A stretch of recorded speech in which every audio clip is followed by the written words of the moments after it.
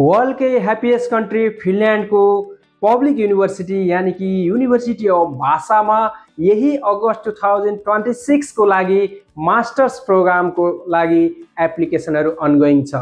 मास्टर्समा पनि एमबीएमा पनि विभिन्न स्पेशलाइजेसनहरू छन् जसमा तपाईले चुज गरेर पढ्न सक्नुहुनेछ, जसको क्राइटेरिया रिक्वायरमेन्ट भनेको ब्याचलर्समा 2.8 जीपीए और 70% मार्क्स ल्याउनु भएको छ र आइएल्समा 6.5 र पीटीमा 62 छ भने यहाँहरूले डाइरेक्ट सिलेक्सनमा एप्लाई गर्न सक्नुहुनेछ।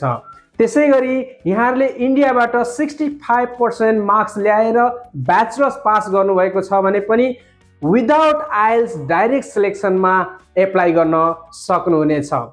र अर्को कुरा भनेको युनिभर्सिटी अफ भाषाले 40% सम्मको स्कलरशिप दिएको छ, जसमा आफ्टर स्कलरशिप मात्र 8000 युरो फर्स्ट इयरको ट्युसन फी पर्न जाँदछ। र युनिभर्सिटी भाषा नै किन त? युनिभर्सिटी भाषाले लङ ग्याप छ भने पनि कुनै जस्टिफिकेसन दिनु पर्दैन, यहाँहरूले डिपेन्डेन्ट एप्लाई गर्न सक्नुहुनेछ।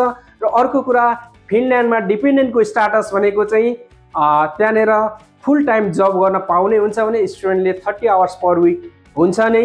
र त्यसैगरी युनिभर्सिटी भाषामा चाहिँ डिपेन्डेन्टलाई विभिन्न ट्रेनिङहरू दिइन्छ जसमा पेड इन्टर्नसिप पनि दिने गरेको छ।